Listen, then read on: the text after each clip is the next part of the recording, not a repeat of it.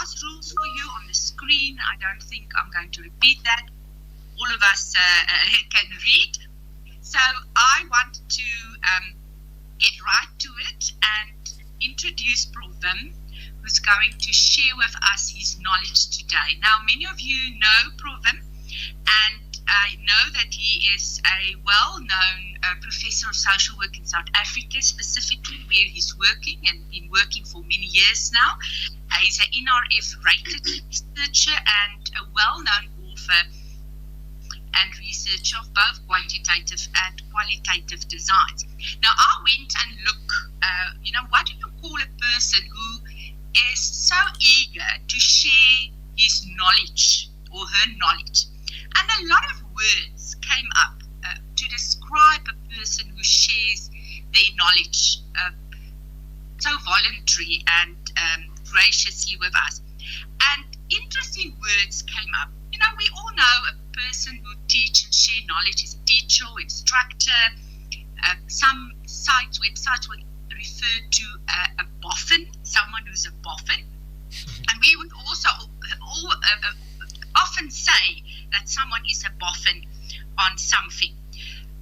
But a word that I really like is a maven, M-A-V-E-N. And a maven refers to someone who is keen to teach others what he knows. But it goes further. It says that it's a person who has a strong understanding of a topic or subject, and as a result can teach others. And often we would refer to that person or ask that person for assistance. And then the final one, and this is how I want to introduce you today, Prof. Wim, is a person who shares their knowledge is also referred to as a mine of information. And it's someone who you can trust to get a lot of information out.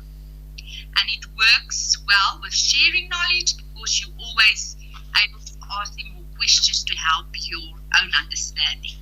Prof. Wim, you are a mine of information, and I'm also always so fascinated to listen to what you know, and then specifically about research. And I thank you so much for your willingness again to share your knowledge and understanding and make a very interesting, but sometimes for us a difficult topic available and open it up to us and open a door to us to better understand it. Thank you so much, colleagues, and I'm going to now hand over to Prof. Wim. Thank you, Prof. Wim.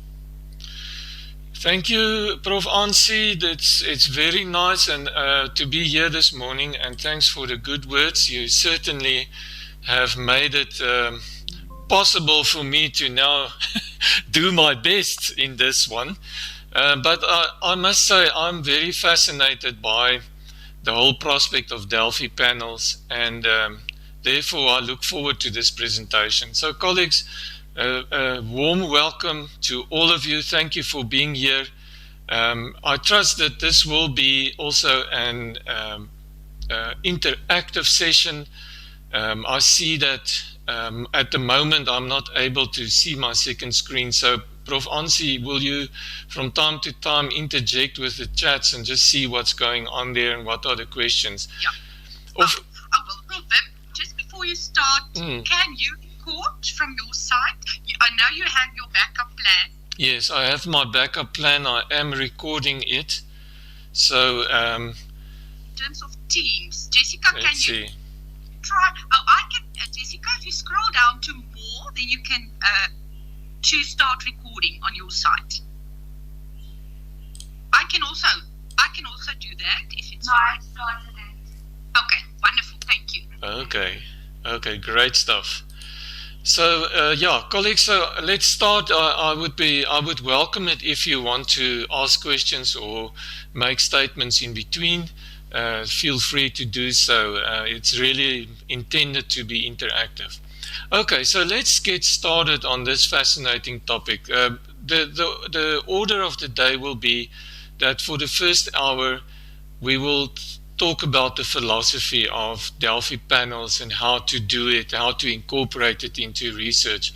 And then we will move on to a few more technical aspects related to how to analyze the data, how to get consensus, and so forth. So let's look at what is the Delphi technique. I was tempted to ask you, but what do you want to know about this Delphi technique?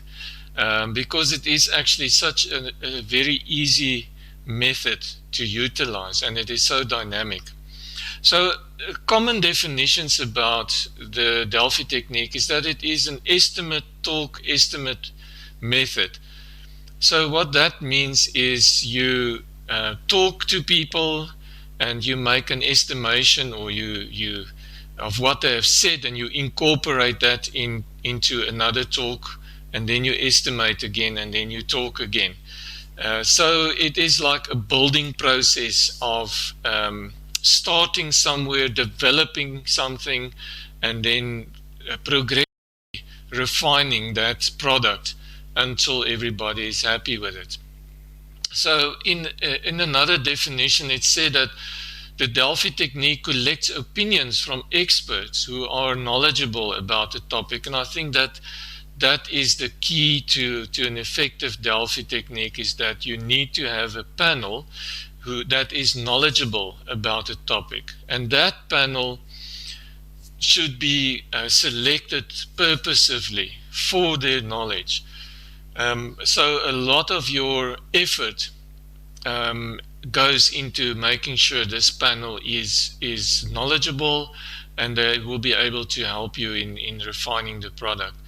There are models where they call it like random models, where you use like a pool of panelists or experts, and you each time in each round of the Delphi method you utilize a different group, but that's less common for the simple reason that you want to have a consistent panel that walks the walk with you in refining this product. So you capitalize in the Delphi technique on the group effort, yet this is without the effects of group dynamics. And group dynamics is pretty much part of focus groups. You think of focus groups, and there is that whole phenomenon of group think. Sometimes you don't want that group think. You don't want all people in a group to start thinking along the same lines. You want to preserve that unique contribution, and that is what the Delphi panel will offer you, is that freedom from the group dynamics. And I'll explain how that works in later on in the session. So the whole Delphi concept works on a consensus approach regarding the nature of the end product. So consensus means that people have to gradually move together. It's almost like a content validation exercise. So the people are maybe far apart in the beginning, but as you proceed through the Delphi technique, they tend to get closer together in opinion, and later on they have actually got consensus. So consensus is not an instant occurrence. It takes a while to do it. So the whole idea of the Delphi panel was actually developed in the 1950s and 60s. Around about that time it became popular.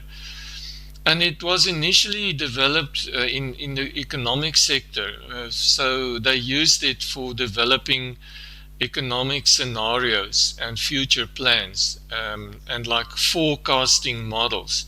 So they used experts to refine these economic theories and apply them to the future. So what is the aim then? The aim is to use a panel of experts for the refinement of a document. It could be a policy, a set of procedures, or a scale items, a list of items that are important to the researcher, a protocol. You will see just now when we look at examples of applications, there are actually just an unending number of possible uses for the Delphi panel. it is not necessarily always used within a research context.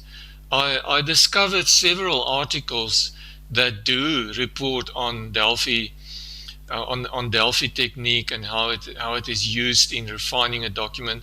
So, and that was part of a formal research project. I know that at the Northwest University, we increasingly start using this technique as an alternative method, a research method.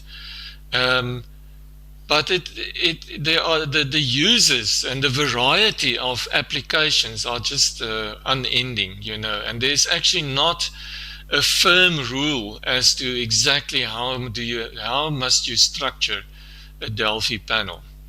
The one thing that is an uncertainty in the literature, for instance, is whether you only use qualitative methodology or only quantitative. You can use both of them interchangeably in the same project, as long as you refine your and reach your target. So the aim is constantly, whilst you are conducting the Delphi panel, it's to evaluate the extent of consensus reached. So you would expect that maybe initially the level of consensus should be low, and as you proceed, it actually continuously gets better until a point where you are satisfied, that everybody's on the same page. So it makes use of the converging consensus approach. So I give my input, it gets implemented in the document, then I see the other people's comments, that's quite an essential part of the whole panel. And then that shapes my view to some extent and prompts me to make more input. So that in a very simple way is kind of what is happening in a Delphi panel. It's like a revolving, ongoing process until you have a common document that everybody agrees to. Yet, and that's the interesting thing, is that the people are aware of that there are other panelists, but they don't know them. So that is quite helpful, and that reduces the chances of groupthink and so forth. Just imagine that we sit in a Delphi panel and we know that we have the Minister of Social Development as one of our panelists, So that would put a whole different angle on the process. So it's best not to make that known. You just know there are other panelists, but you, as a fellow panelist, you don't know who are those people. And that's part of the secret. So here are a couple of applications of the Delphi technique. So mapping content domains in an assessment tool, that's something that I thought about within social work. Refining a policy or a procedures document, that's also commonly used. You circulate this document and you get feedback. Getting consensus about a form of treatment, what would be the best practice? How would you best treat a certain condition? Consensus on a complex course of action. So what would be the course of action to take in resolving, let's say, chronic drug abuse, or whatever the topic may be. So it's a complex solution that has to be found. It's almost like a strategy or a strategic planning that has to take place. Formalizing a range of steps in an intervention. So start here, do that, then go on to do this, then you get feedback, that protocol idea of how to proceed with an intervention, where to start and where to end. Reaching consensus on an operating procedure. So this could be more within an organizational context. Predicting outcomes of a situation. That's the typical what if. What if this happens? What if that happens? For example, a very topical panel could be held on what if the price of petrol increases to 30 Rand. What will be the implication of that? Then to estimate the impact of a situation. What will happen if the war in the Ukraine is not ended within the next year? So it's forecasting, thinking into the future. The likelihood of a scenario playing out, and unfortunately, I think in the social sciences and specifically in social work, we don't do these kinds of things. We don't think about the future. We are so involved with the present and with people's needs as they are, that we sometimes don't think about the future. But a question could be, what if the child support grant does not help? Or will it create dependency if we continue giving out this grant? So these are like some of the questions that could be more applicable to the social work context. And then participatory policy making processes. So literally there are so many different applications, and as I said, not all of them are within a research context, although it makes a very good and useful research project. So to give you an example of one such project is one of our master students did a study recently where we were looking at in the child protection field how to assess prospective foster parents. And we approached a number of organizations in the Northwest, and we asked them to make available their protocols, their plans, their assessment schedules. How do they determine how parents are suitable to act as foster parents? So then we got a number of those frameworks from these organizations, and then we organized a day where all these organizations brought representatives, and we invited practitioners from the field, and we gave them a presentation on what should such a framework for assessing foster parents, what should it look like, what should be in it. So we gave them like general criteria, and after that all the participants in that meeting got a rating scale, and they had to rate the frameworks. There were like different stalls or booths, and a representative of that organization and that framework was there, and they made a brief presentation to all the panelists in the audience, and they then had to do a rating and just hand it in as their contribution.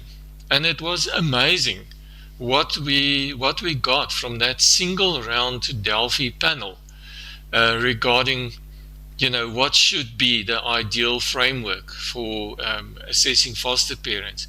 So obviously you can now take it further in another type of project where you can once again do the Delphi panel. In this instance, the panelists were present in the meeting, but normally they are not. They are sitting at home, and you communicate with them via email or via a different electronic media. So what are the advantages of the Delphi method? You gain a multitude of opinions, and people have their own opinions, and they feel free to offer that in privacy. They might be less likely to offer it in a focus group, but from the confines of their own computer, they are often more free. Is there a question? I just want to know.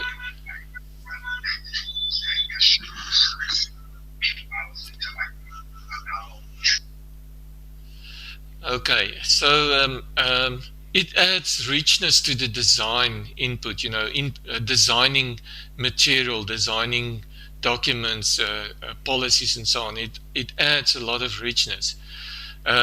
You can also eliminate unwanted content, So the principle of centralizing effort through consensus is what drives the whole. It's a major advantage of this technique. And then obviously the whole idea of quality improvement. You just get so much better product in the end by involving other people. So the one advantage that none of the other methods has is that confidentiality is ensured for the participants. Their participation is anonymous, and therefore, they feel a lot more free to participate. So it is also very useful to use this in an online context. So I'm just going to hang in here. Are there any questions or comments at the moment? I haven't seen anything, but colleagues, are there any questions, any comments so far?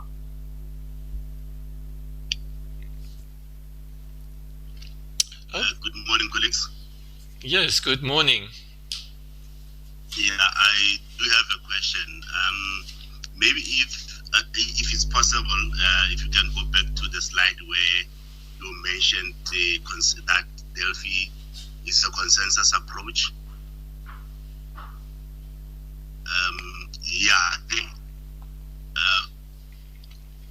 You can move back. Okay. To the next slide. Over here. Okay. Yes. Yeah. Over here. This one. Is it this one? Is it this one? No, it's not this one. Previous one? Because you gave an example of a focus group discussion where you sometimes find that the participants tend to respond in a similar way. Okay. And yeah, and then I just thought I'm getting a bit lost with regard to the consensus approach and that. How do you break that line between the two? Because they seem to be a bit. It might be very difficult. I imagine you need a very good skill to make sure that you still achieve the consensus approach without the participants influencing one another. Yeah. Okay, I'm with you. Well, let's just go for a moment to the focus group discussion. So, in a focus group discussion, the nature of the conversation can be the same as in a Delphi, because you are asking opinions from people regarding, producing ideas. So that's what the two techniques have in common, is that they draw on people's contribution, their ideas, to enrich a certain concept or document, to get ideas from them. But in the focus group setting, you find it's like a sociological phenomenon. If it's group dynamics.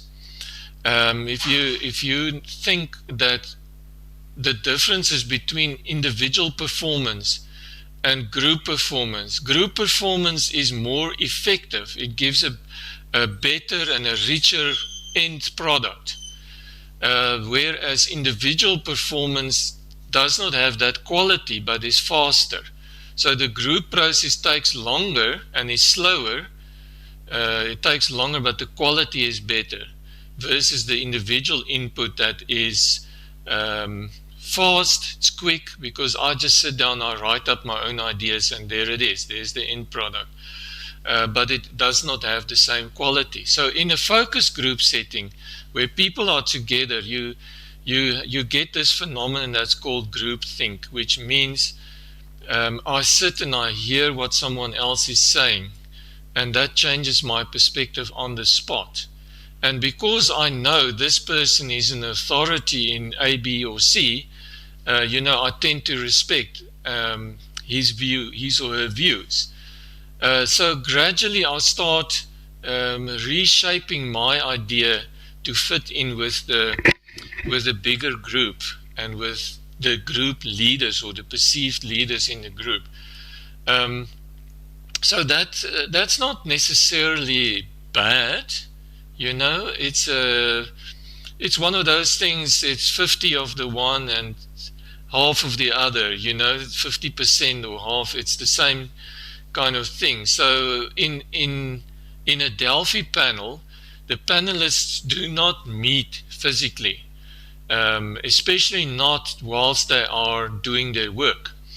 There may be feedback sessions or feedback documents, summary documents that the researcher or the facilitator of the Delphi panel compiles at the end of a round and sends it back.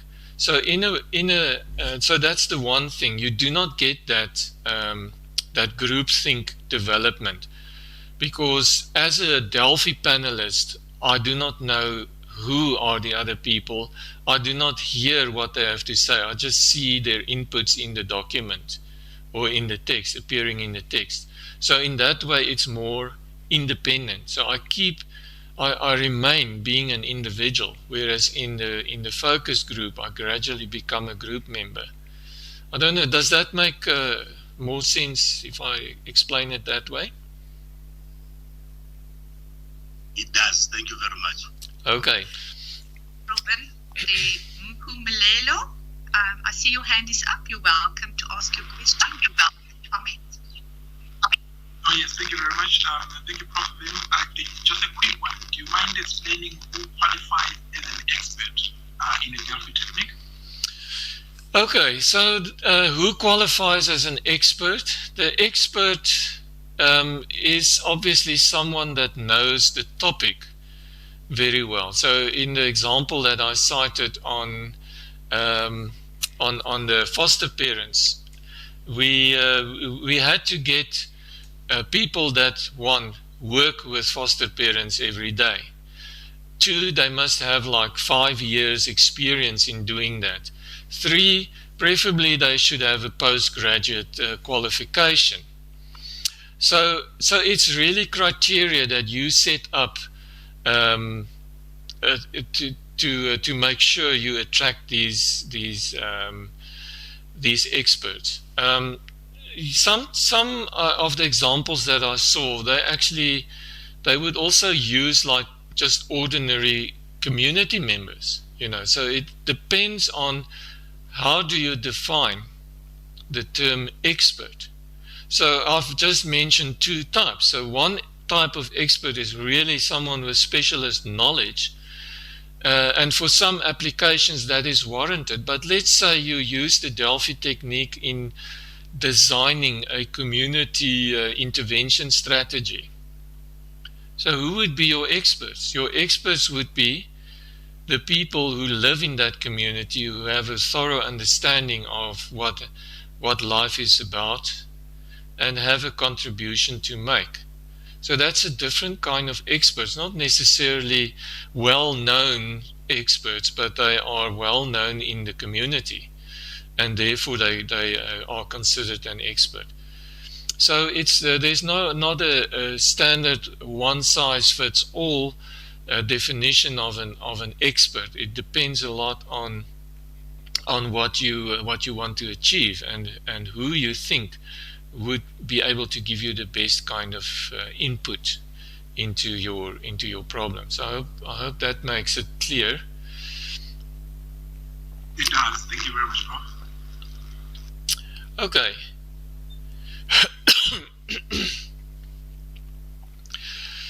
Right, so the philosophical part is of the Delphi. It's actually what we have been talking about now.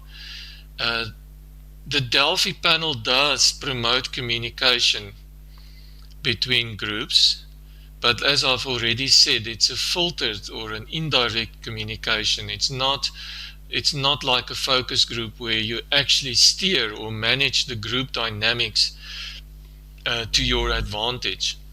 So it's like more jerky. It's more we get their input, then we wait for the input to come in. We consider the input as the facilitators on the other side.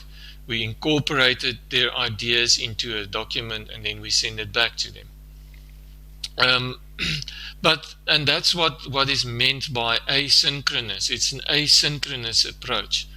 meaning that it's not interactive directly in the group setting, but it's basically individual participation versus group participation in the focus group concept.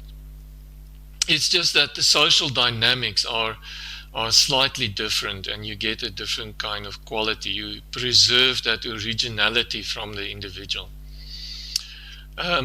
Then the other thing that is valuable is the whole principle of anonymity, where your group members are anonymous, nobody else knows them.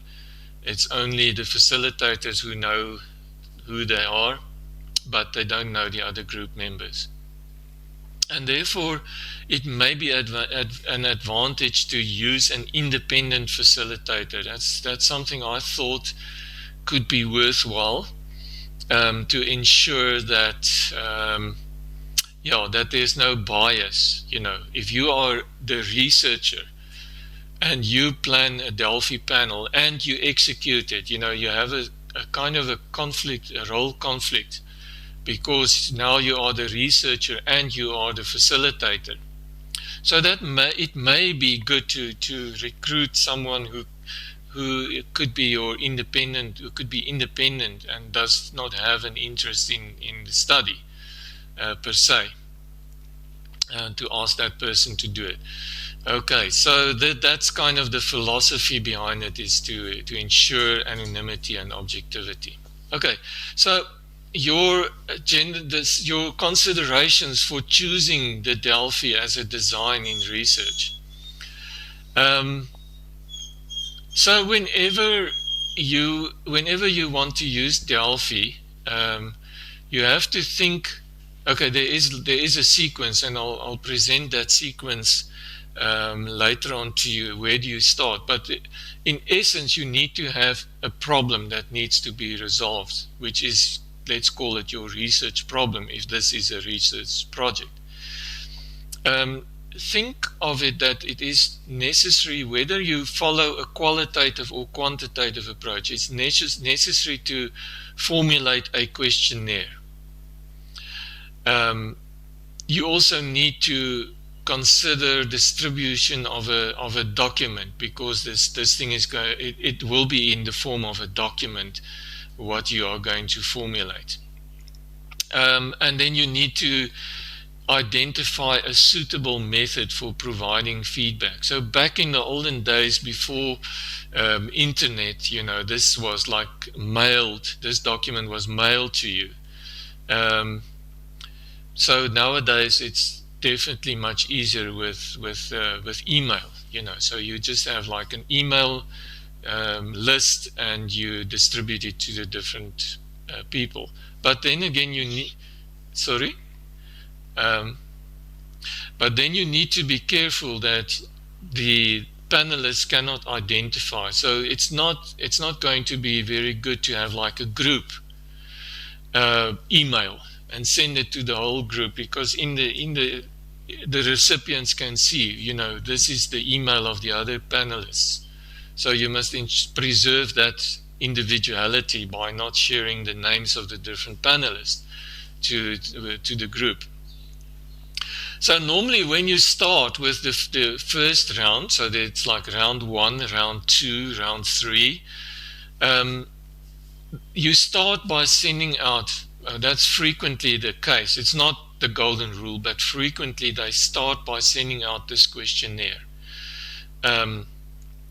The questionnaire should be open-ended, preferably, and it should be like qualitative. So you send it out to them and you ask them to complete it. Let's say it's a scenario that they have to develop. So you can ask them, so in your opinion, what is the scenario if the petrol price increases to 30 Rand? What do you see as the scenario? And you await them to return that documentation. Of course, when you recruit your panelists, you have to explain to them what will be the expectation. That is going to be a written response. Okay, it's not going to be a verbal response like in a focus group. It's going to be written. Right. So after the questionnaire comes back, you analyze that data, and once again, in a research project, it may be necessary to indicate how you are going to analyze that data, probably using qualitative methodology. Then you put that into your document, all right, and you distribute that document for a second round. And you ask them, you can design it like in a Word document with spaces where they can make comments. Or else you can instruct them to edit, to send an edited version containing their ideas to you. And then you put it together into a combined or joint document. And then you send it out for a third time. Alternatively, you can also distribute another questionnaire, which could be open-ended, in the second round. And you continue doing that until you have gained until you've gained all the inputs, and there is like a saturation point. You're not getting new ideas. And qualitatively, that would be considered the point at which there is consensus, when there's no longer disagreement. Another option would be, and I'm actually still at that first point of the slide, is that you could set up opposing positions.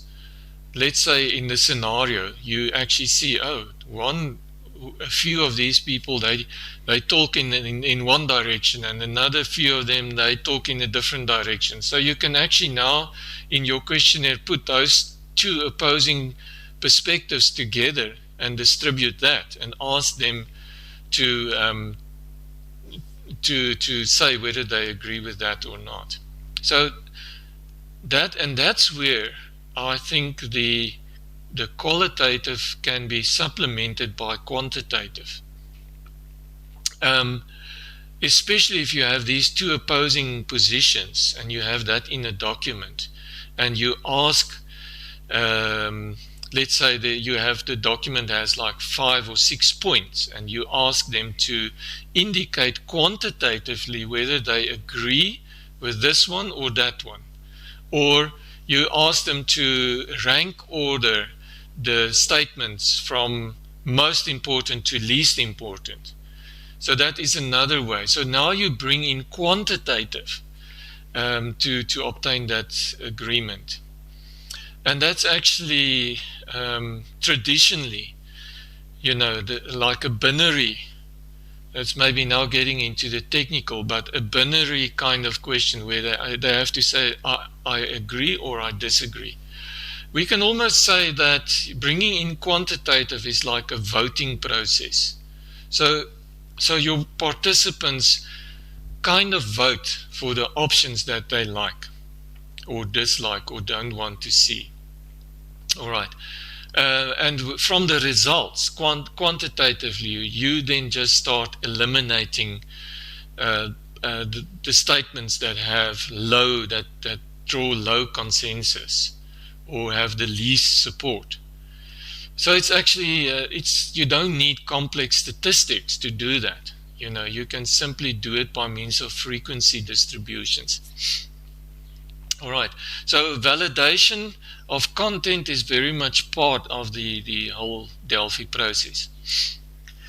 Now just look at that idea about quantitative versus qualitative. The qualitative part, in a sense, is used. If you use a qualitative approach, it is used to stimulate additional content, to build content, to generate new ideas. All right, so that's what you would use the qualitative part, versus the quantitative would be, okay, we've now developed it qualitatively, we've got a nice big fat document with all your ideas into it. So now let's start reducing that to the bare essentials, and then you follow the quantitative approach where you ask them to rate all the items on the list, and then say, okay, we don't like this, we want that, and you can use whatever scaling format you want to.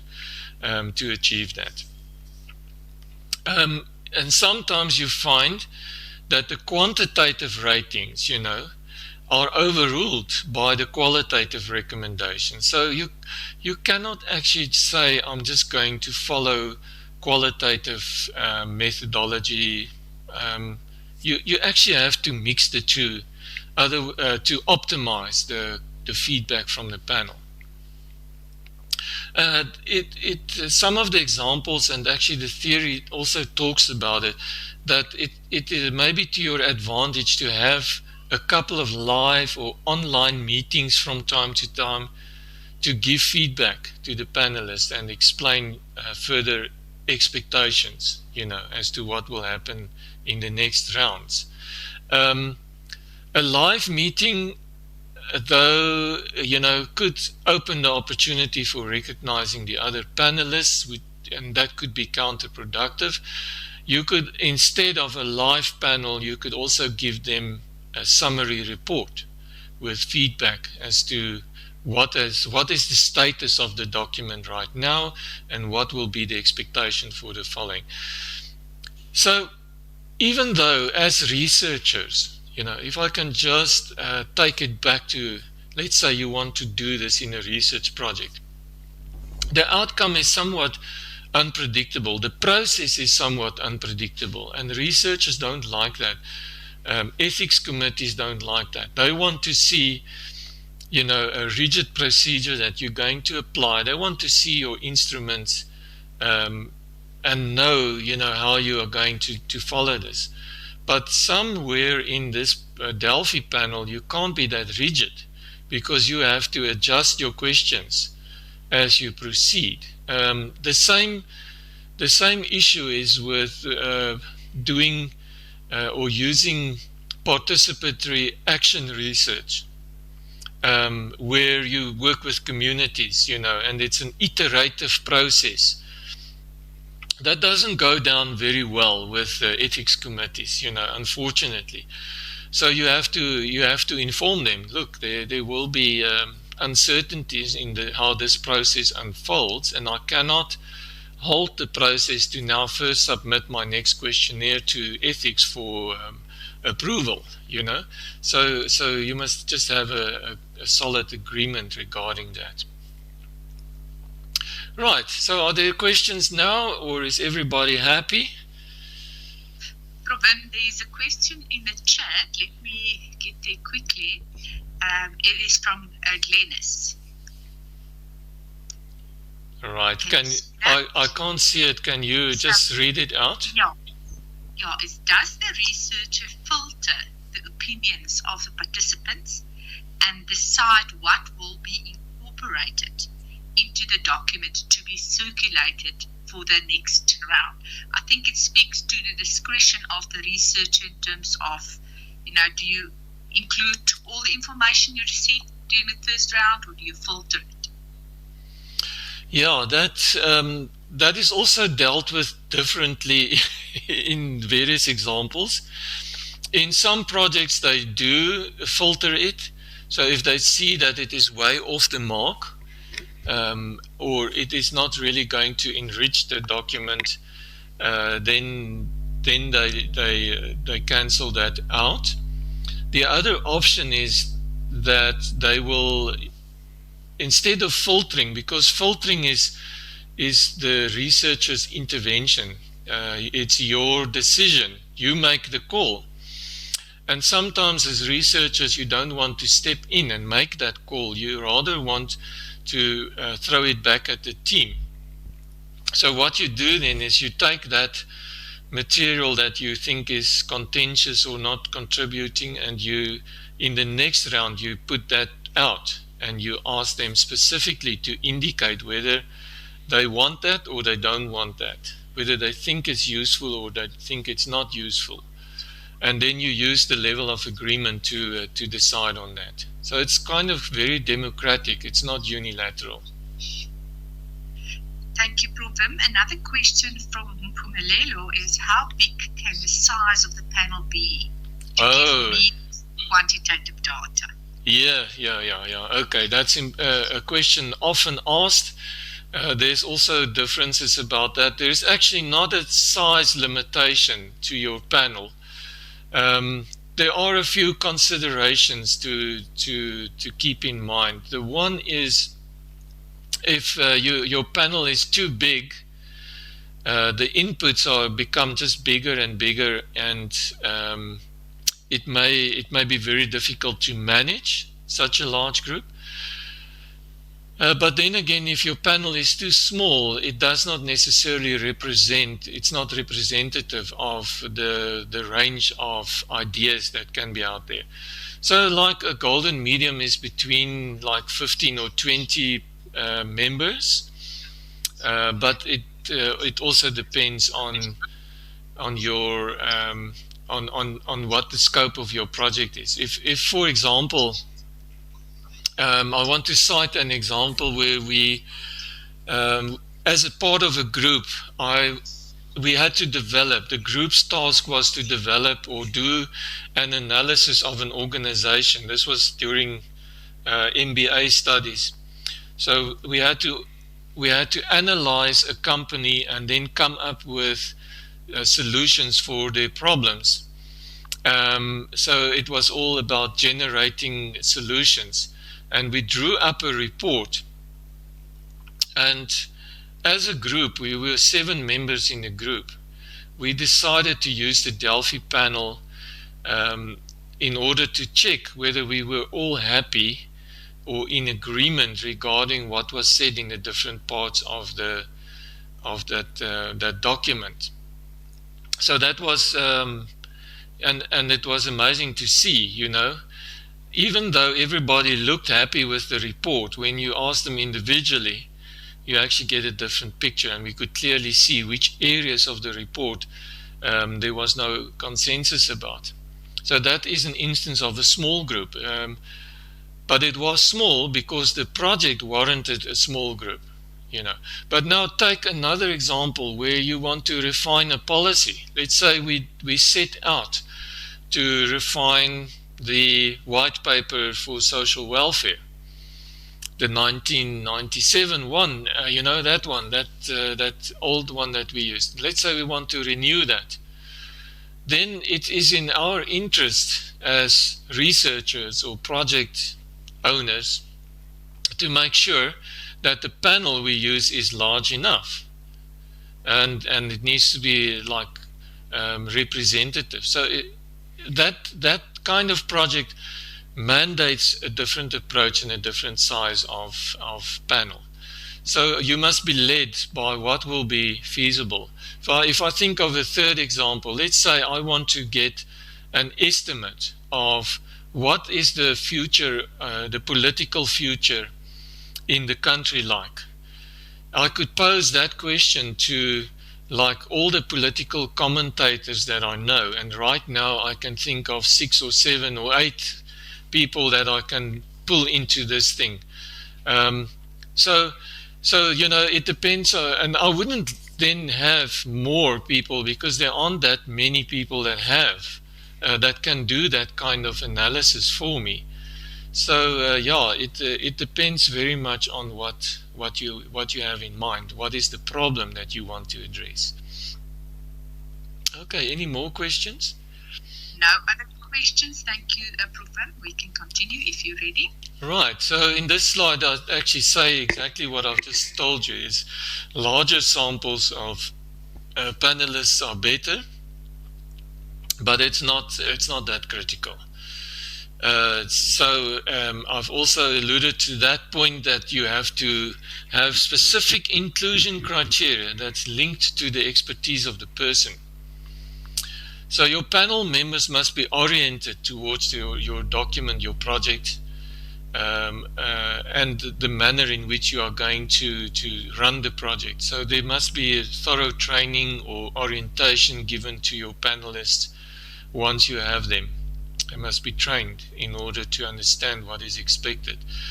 The worst thing would be if you were to lose members halfway through the process because they did not sign up for this extensive work that you are requesting from them. So they must be well prepared and willing to commit to maybe sometimes a rather lengthy process. But then you must also not be unrealistic and expect them to go through like 6 or 7 rounds of document refinements, especially if it's a 50 or 60 page document, you know. So usually there are like 3 or 4 rounds at the max of circulation to get consensus. So yeah, that is what I want to say about. And your participants don't necessarily have to be in your own country or in your own setting. They can be from other places in the world, you know, depending on your topic, what it is that you want to do. So there's no real limitation as to how you want to construct it. It's purposive, so the people are drawn close together because they have the same or a common knowledge base. Right, so if there are not, I don't know how are we doing for time. I think we are almost close to the point where we can have a short break, is it? I see we are busy 50 minutes now. Yeah, it's 7 minutes before 10 o'clock, Robin. Would you like to continue or take the break now?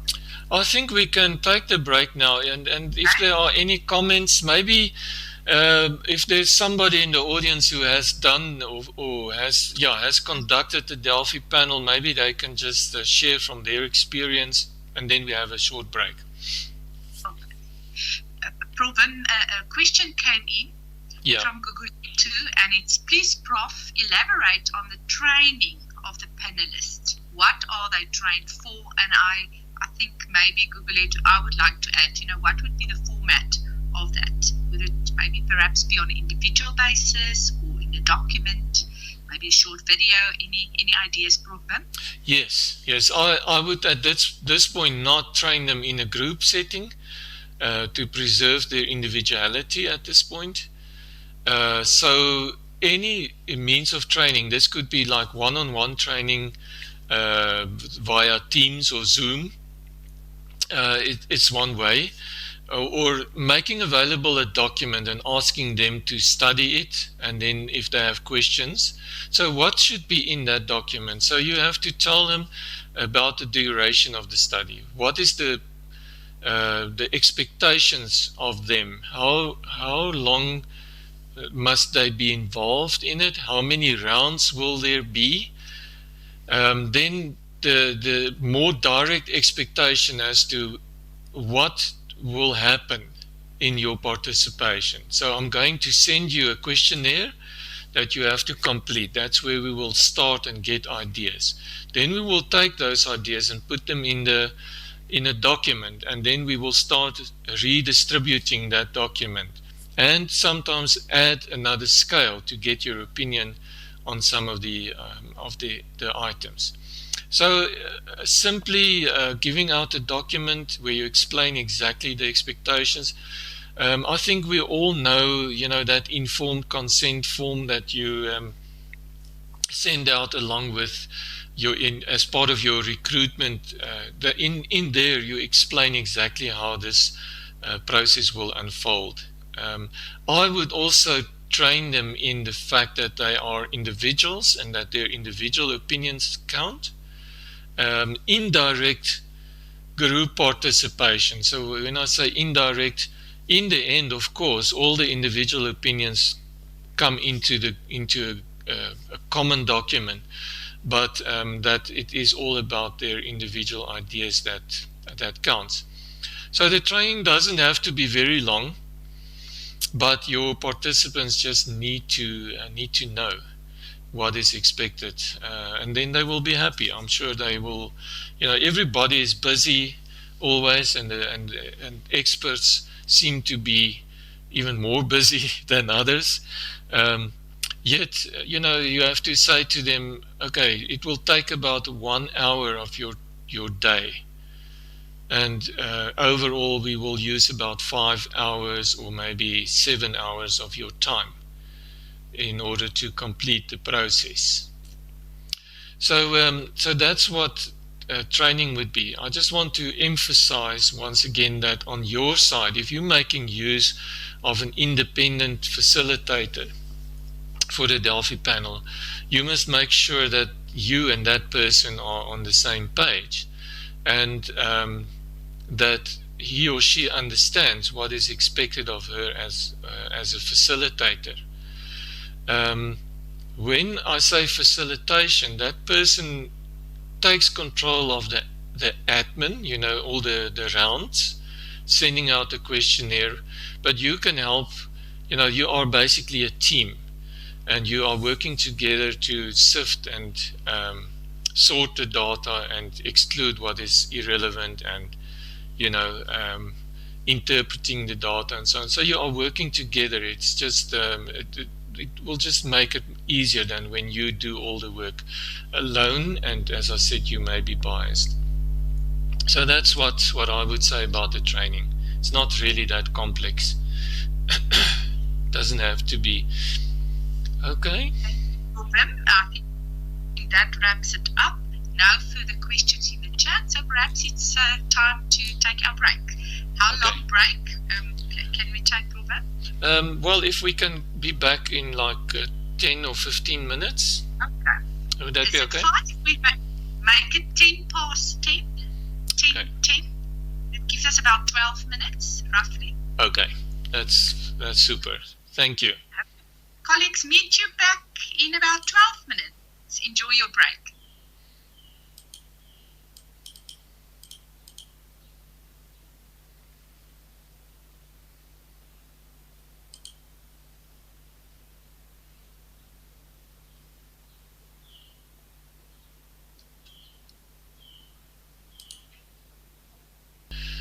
Your supervisor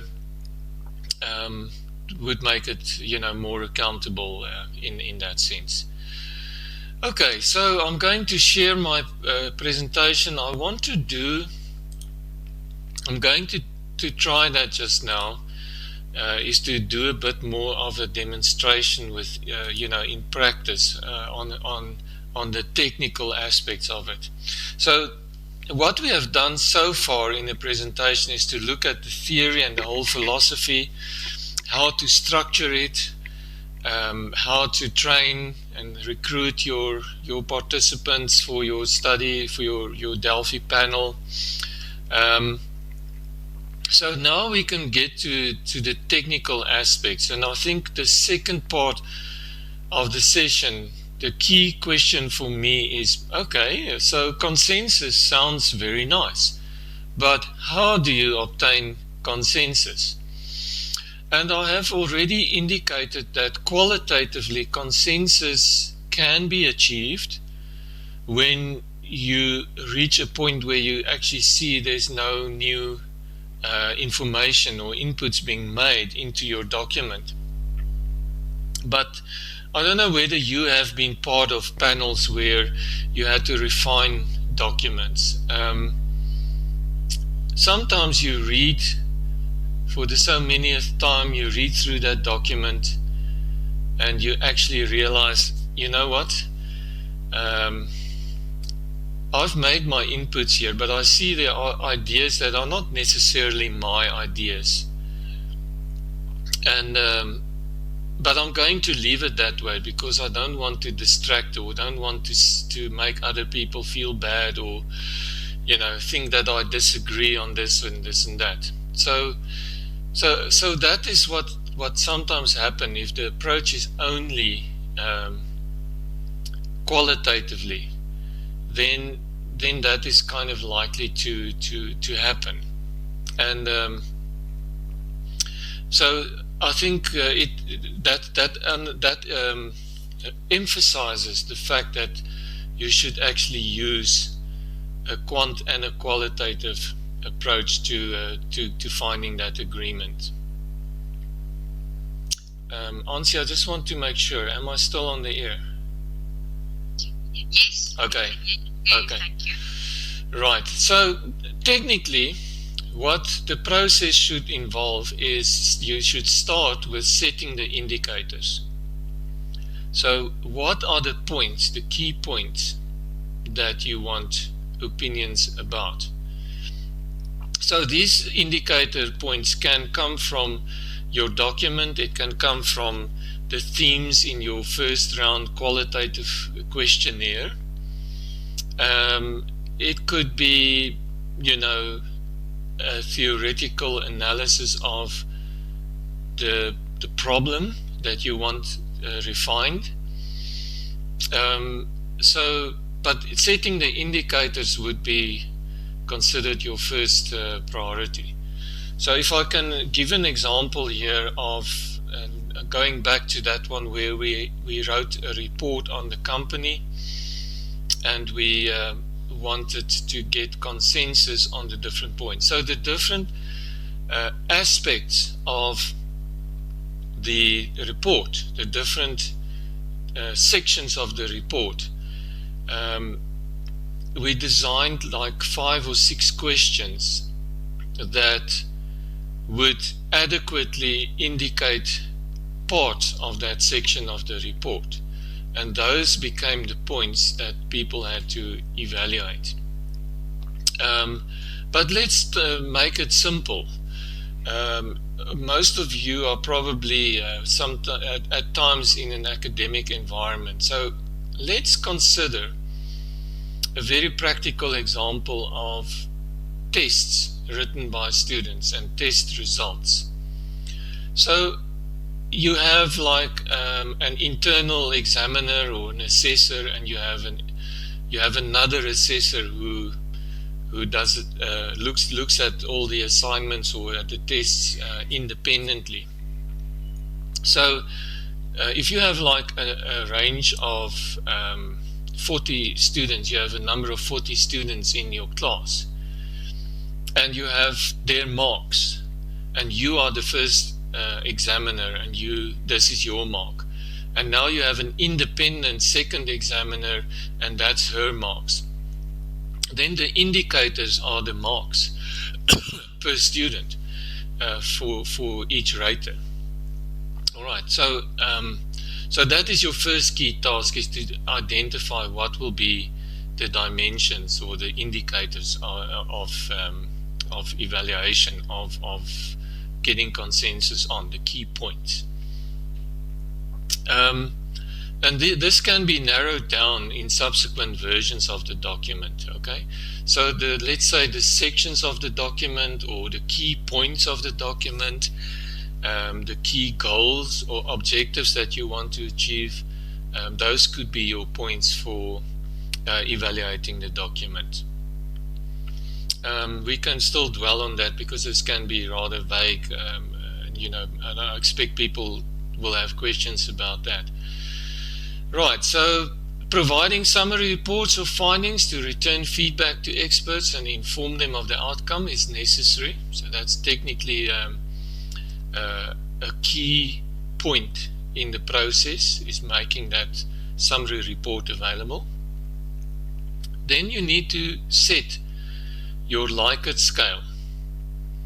So it could be like a 7-point agreement scale, where 1 is, this is now for quantitative, where 1 is strongly disagree maybe, and 7 is strongly agree, and you have then your points in between. It could be much simpler. You could actually just have a 2-point scale, a agree and a disagree. It depends all on your audience and your own style and preferences. Then setting the cut-off points is the following important technical aspect. Now here there is just so many different ways in how that can be done. So in some examples I have found the researchers decided that if more than 60% of the panelists answered the questionnaire with a 6 out of 7, in other words, strongly agree, that would mean that that indicator is acceptable. But there are many other ways, and I will explain some of these as we go along. let's just go through the statistics. Key point is that it is not always necessary to use statistics for agreement calculation. There are easier methods. So in the previous slide, what I said here, setting the cutoff points,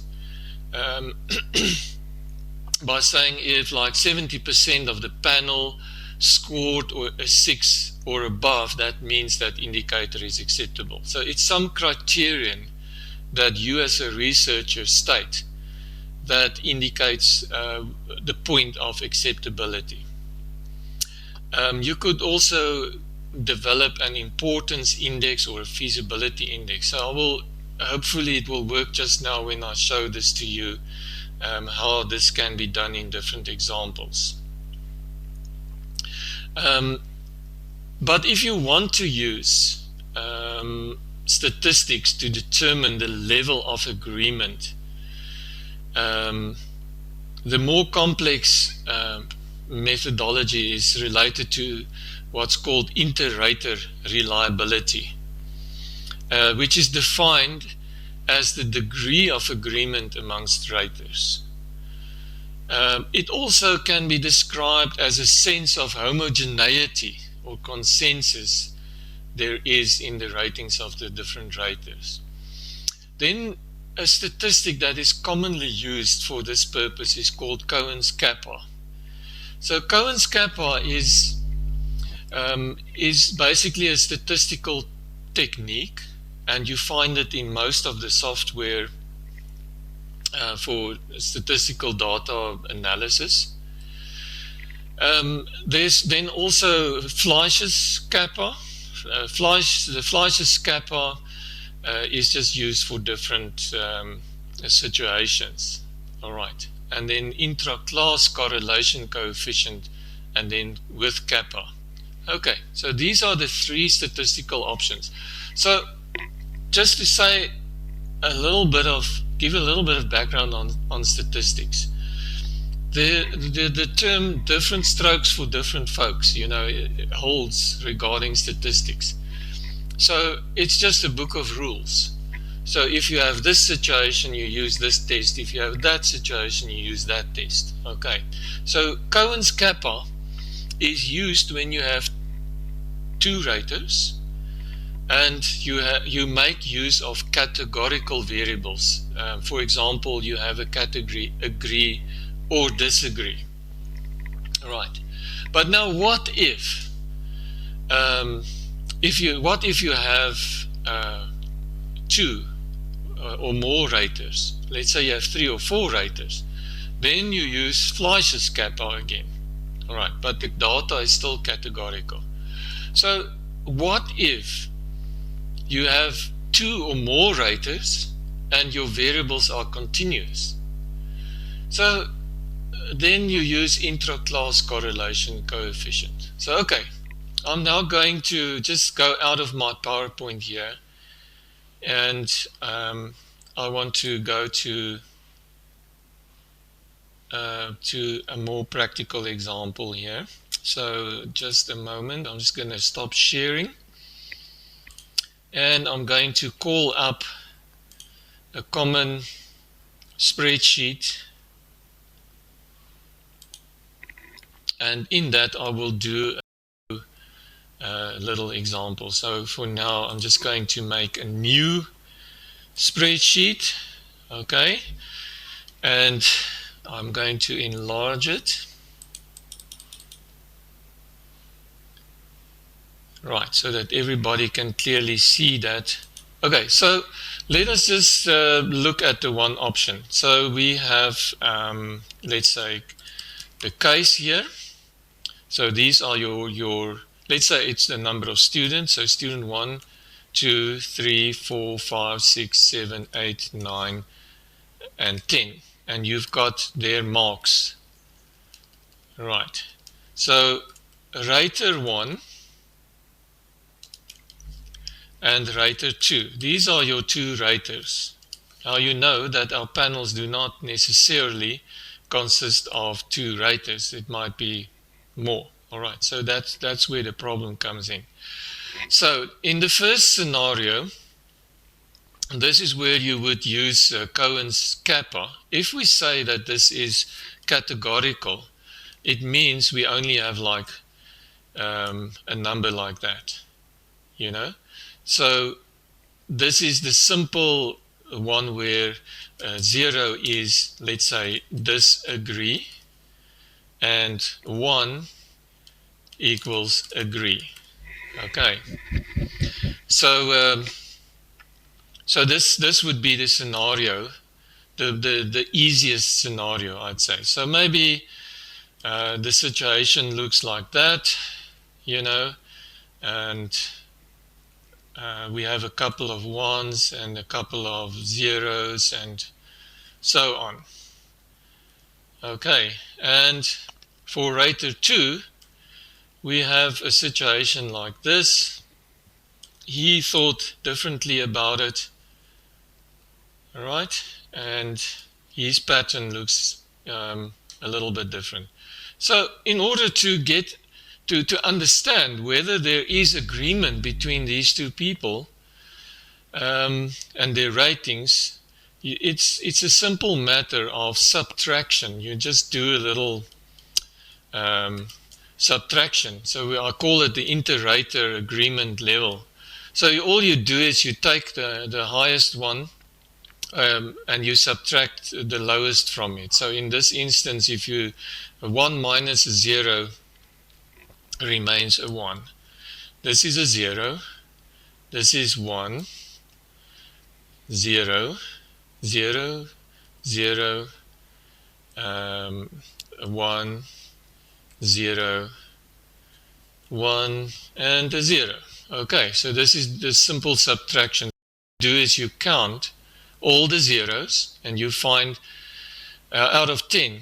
So 1, 2, 3, 4, 5, 6 out of 10, there was agreement. All right. I'm yes. not sure if we see the same screen that you see. Okay, let me just go Want to there. make sure. We see the Excel sheet. You don't necessarily see it working. Okay. Let me just go back to it.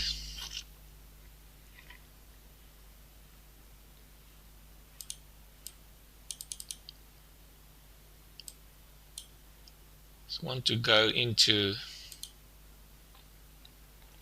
stop sharing, and then I'll just share again.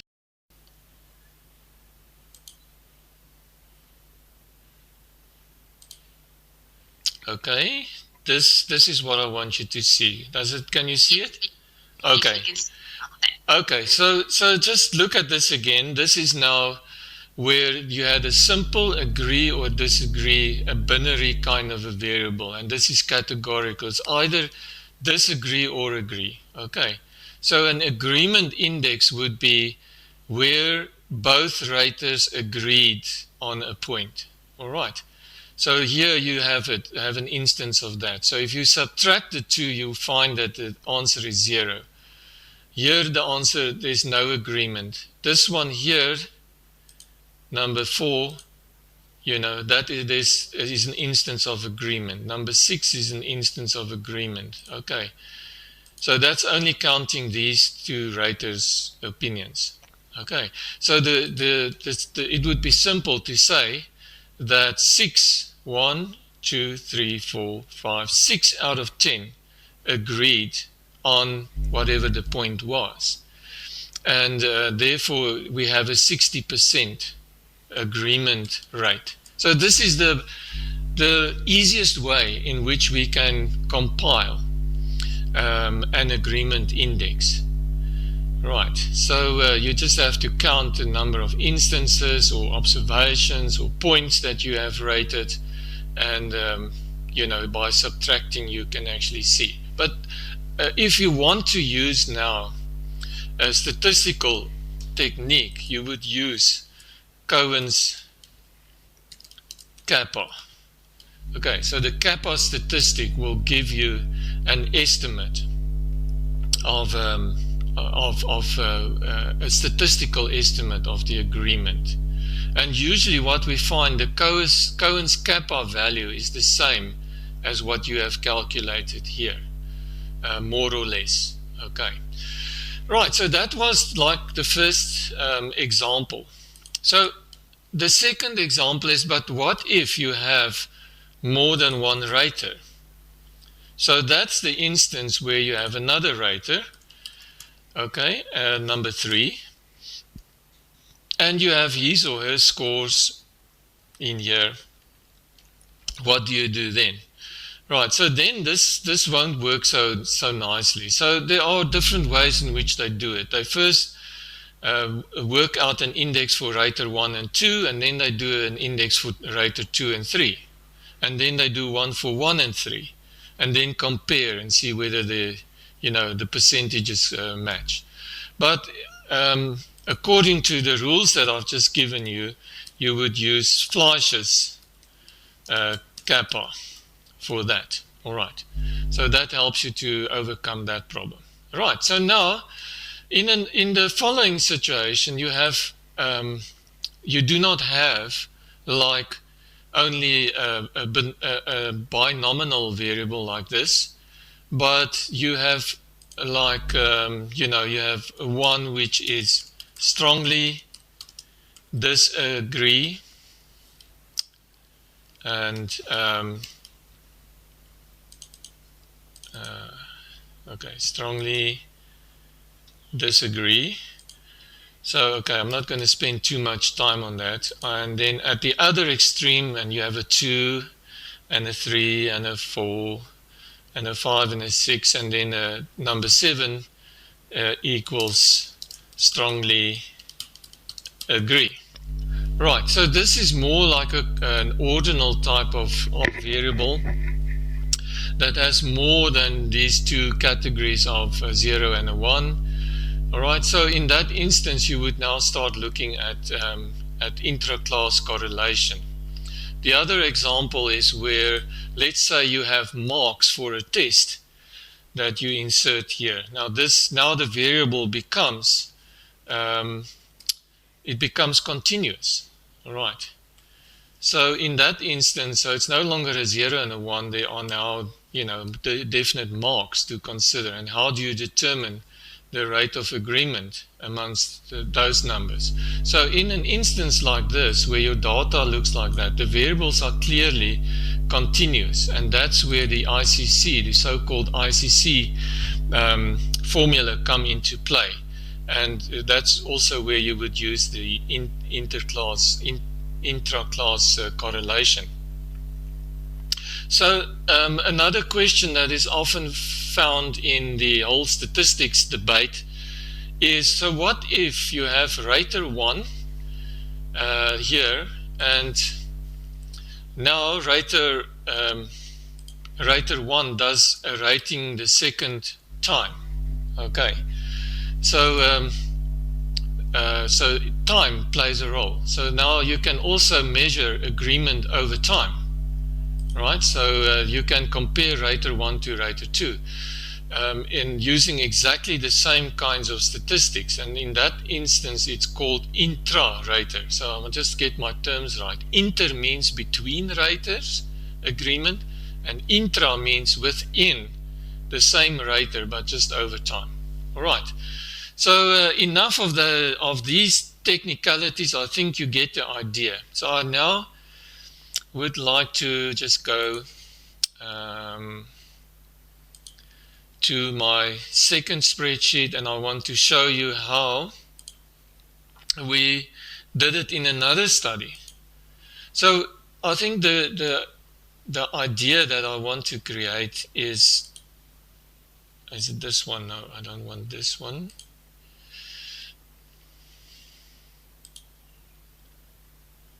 The idea that I want to create here is that if you have a basic background about how agreement works, you don't have to do this yourself.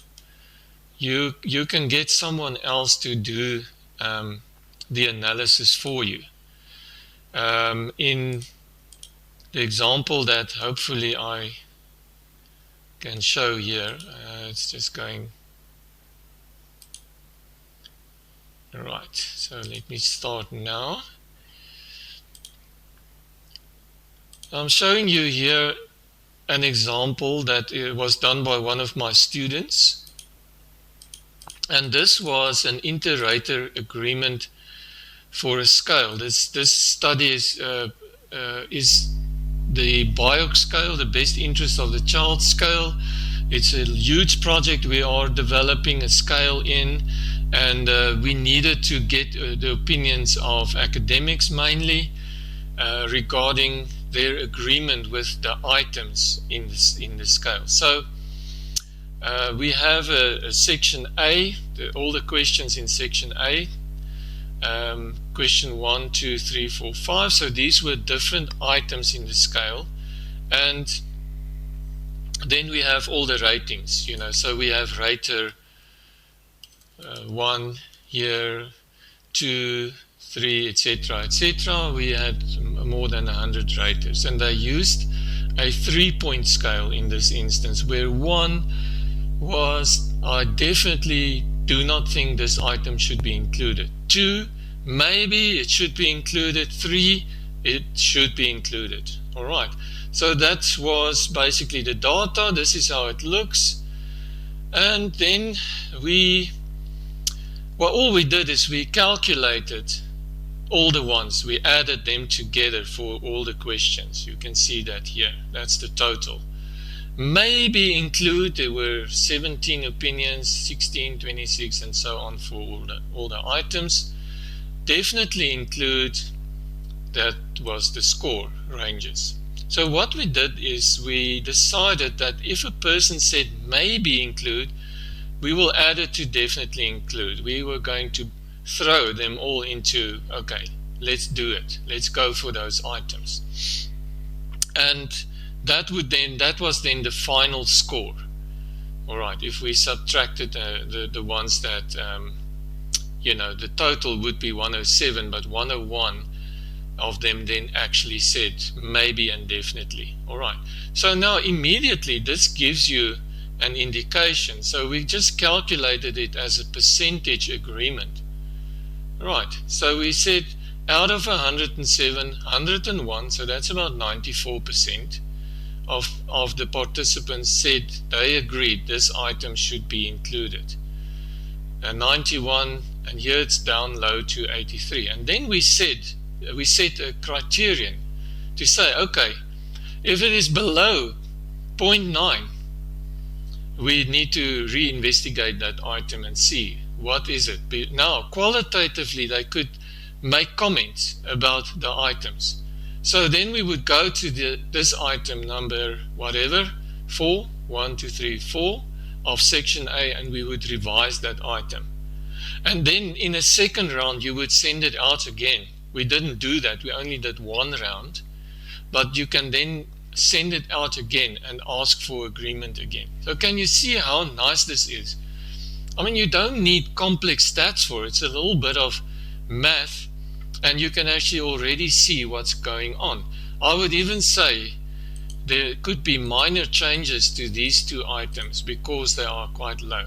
All right, and we did that for all the questions in the questionnaire, and we got a very nice rendition of, or idea as to, like here we have everybody was in agreement that the item would hold. So this is a simple way for understanding the whole issue of agreement. Right. So are there questions about that so far? Are you happy? Does this make sense? Yes, Prof. I have a question with regards to the qualitative data or the opinions that you would like to elicit from the experts.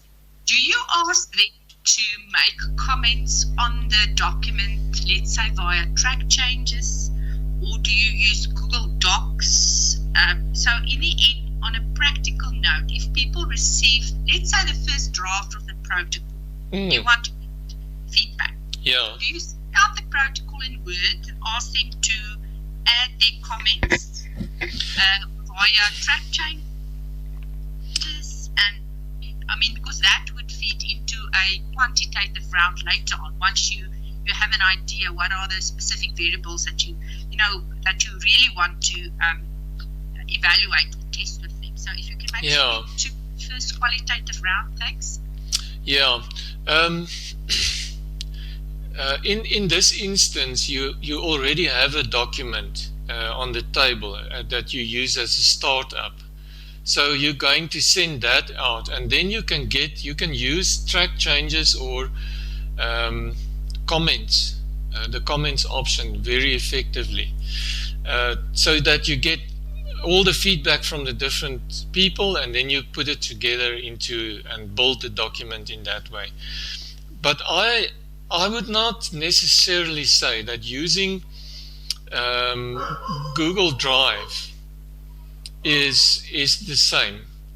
If you have like a shared file space, such as Google Drive or Cloud or whatever, you get a different kind of input. It's more live.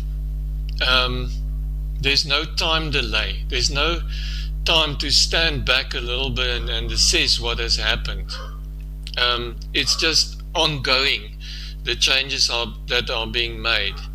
So I think it can work, but you must just understand that in the other process, although it is slower, where you first get all the results and then you process it, it's different to when the document is out there and everybody is consistently working on it. I agree that a high level of agreement and consensus is eventually reached if you use that option with Google Drive or a shared document. But personally, especially if it is for research purposes, for me it would be important to preserve that individuality of the individual person's input, unrestricted. So I would not do a shared drive type of idea, because I think it could contaminate the originality of the input.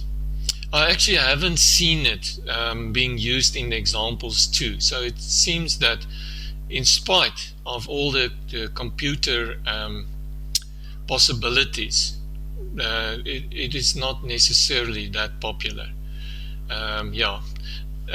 I've read an article though on using computers, and in that they are kind of vaguely referring to the fact that you could do it that way.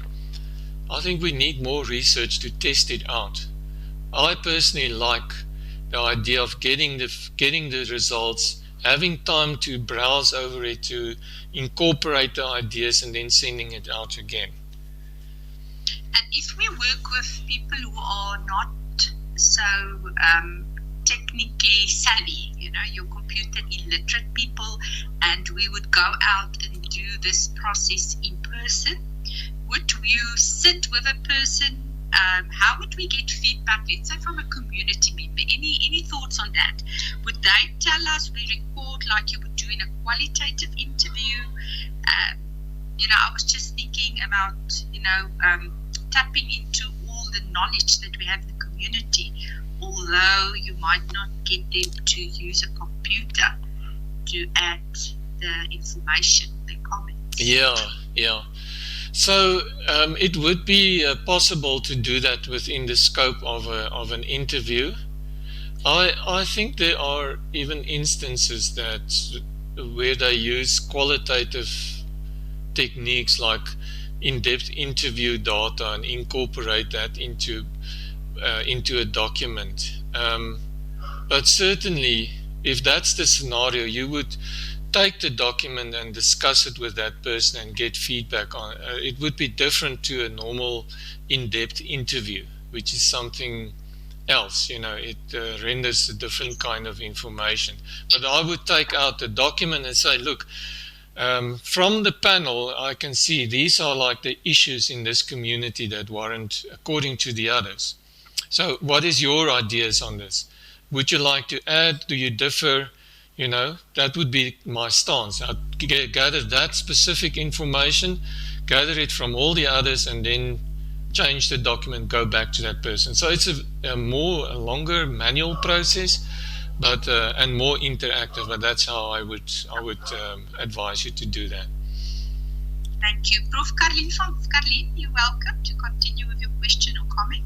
No, thank you. I just have a comment as to, and I think I actually just want to confirm what Prof. Rustenberg just said. I've just completed a PhD student. It's actually still fresh, the research. is graduating only next week. And I think definitely one of the examiners is also in this training session. I think maybe two of them. And we really had excellent feedback. So maybe just for in the future, I'm not going into, she did only qualitative work. So she developed an assessment protocol to differentiate between parental alienation, child alignment, and child preference in high conflict divorce. So she really had experts, like real experts. That was difficult to get hold of, real experts in the field, not only of social work, also in law. And she did an excellent, part of her refinement and the development was using Delphi method, but it was an extremely lengthy process. But I want to say, I think it's a good example. She really received excellent comments and from the examiner. So I think it's a good example. I can maybe give a name here because I mean she is graduating. So it's the study of Lizanne Lennox. So if somebody wants to contact me, I mean I've got the final document, but I think it's something, it was only qualitative with rich data, but it's a lengthy process. It's lengthy and intense, I think. Do you, as a matter of interest, do you know how many rounds she went through? Oh, I actually quickly opened the document here, and that was now a while ago. I mean, she completed it at the end of last year. I think it was at least 3, but it was really, she first had interviews with semi-structured interviews to define these concepts, and then she started to, she developed a conceptual framework first, so it was quite a process and to get the input from everybody. But I think it's a good example. It was my first time, so we've used somebody at Northwest University who used Delphi technique earlier as a co-supervisor or promoter, just for that input. Okay. That was helpful. So, but I've learned quite a few lessons, and I think there's more to learn. But just to mention that. Fantastic. No, thanks for that example, and it's great to hear that, and also the creativity that went into mixing in other methods and so on. It can be a little bit of a minefield, though. You must keep your head together to make sure that you have it lined up in the correct order. For example, the way she did it now with qualitative interviews at the start is a very good idea, because then you still want rich data. It's only later on that you want to narrow it down. So it might be less useful to have like qualitative in-depth interviews at the end, because she used semi-structured interviews because she had to explore those specific meaning for the participants of these different concepts. Right. But it was intense. It really was intense, and I don't think all students will be able to do it. She struggled. There was a question earlier on literature. She really struggled. I quickly went through the literature. She really took from everywhere. But I think there was a good representation of literature. But it's not that there's one source that you can say this is the source to use, or a handbook or something, a textbook. Yes. Just to mention that. Okay. Thanks, Carlene. Right. So we've talked about the different statistics now. So I just want to, I will give you an example of Cohen's Kappa, what it looks like, a picture just now. But there is, like in anything in statistics, there is an interpretation guide. So if you ever get confronted with Cohen's Kappa, just look for a figure between 0 and 1, all right? And then you interpret it like this. So it will be, if it is like this, like 0.79, it's moderate. If it's 0.9, it's strong. Above 0.9, it's almost perfect. And you also want to see a significance indicator, which is basically saying if it is significant, less than 0.05, it actually means that the strength of agreement, the level of agreement is not 0. Okay, That's all that it says. So don't scrick if you see those statistics. It's actually very simple to interpret. So briefly then, like I said, there are different models. They call them ICC models. That's when you have continuous variables like scaled variables in your inter-rater agreement index. So just take note of different models. That comes in handy when you want to do the analysis. For example, in SPSS, they just distinguish between random and non-random methods. Where you have randomly selected raters, it's a different scenario. It's a different situation at all. It's not very common to find Delphi panels with randomly selected raters. As you will know, I've emphasized the whole idea of purposive selection. And then so model 3 is probably what we will be using normally. So if that makes any sense to you, stick to model 3. Right, this one, don't worry too much about it. It's just a further distinction between these different models, just outlining different situations, but not to worry too much about it.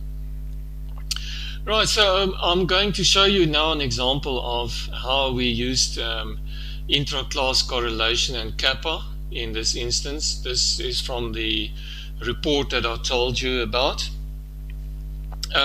So we relied a lot also on mean scores to see on average what did the 7 raters say, you know. So what you would see here is this is like the financial part of the company, and these are the 4 questions that we asked, the 4 indicators.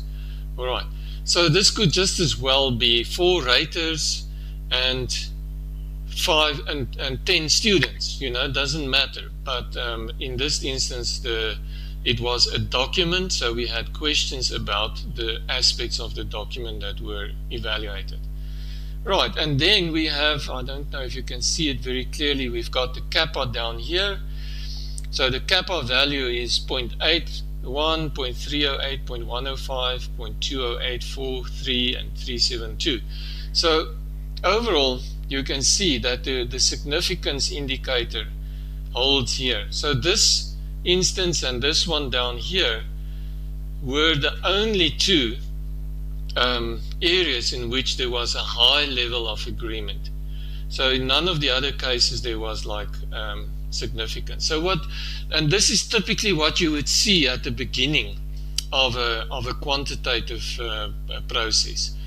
Going on further, you know, now you can qualitatively refine the document and make changes to it and so forth, and then you do this again. You do another quantitative rating of that report, and hopefully you will get more, you know, more of these dimensions or parts of the report that draw consensus. So there was consensus on the financial. Nobody contested that.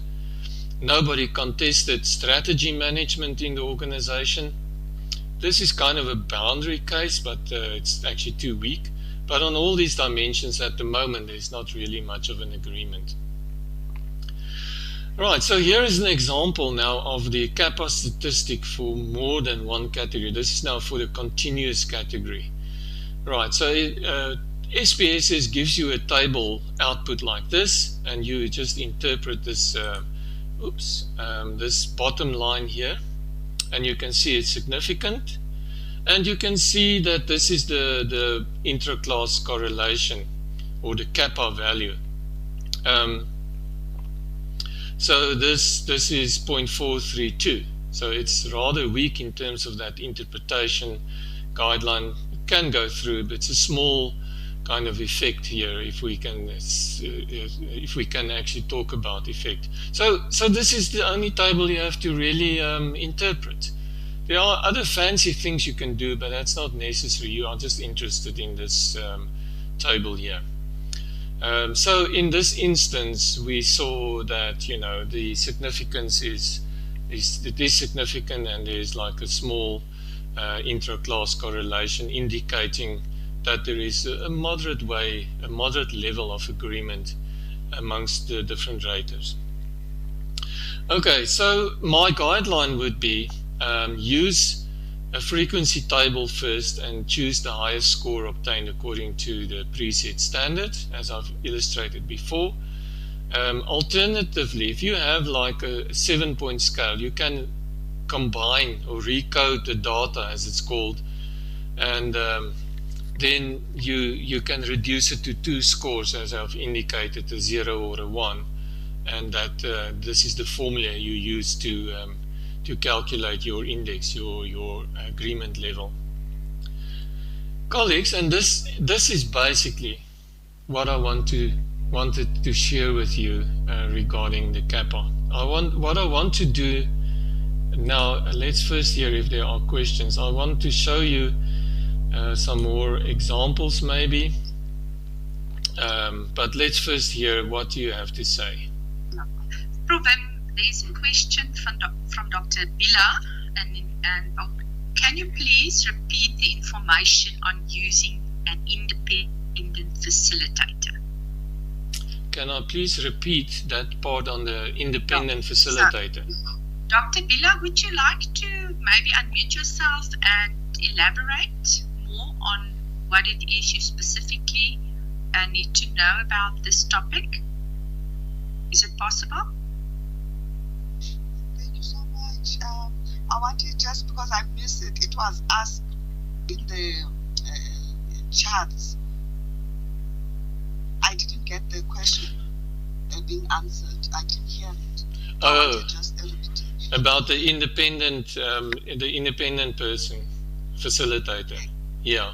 Okay. What I said about the independent facilitator is it may be useful to utilize someone who is knowledgeable. So this could be an expert, him or herself, as the facilitator of the panel. Ideally, this should also be someone who has a little bit of background and experience of the Delphi panel utilization, so that this person can do the facilitation, meaning sending out the documents to the different panelists and getting it back, in analyzing the data, incorporating the data in a new document. So it's more or less like a team. So this could be, it's not only the independent person's work, but this could be part of what he does together with the researcher. The actual facilitation, so dealing with the participants, it could help if that's done by the independent person, the independent facilitator. To my mind, it would just add to the objectivity. So the researcher is then kind of an outside person who looks at the data objectively and at the output more objectively than the facilitator. So that's what I basically had to say about that. I don't know if that makes sense. It also gives that idea of a team. Thank you so much.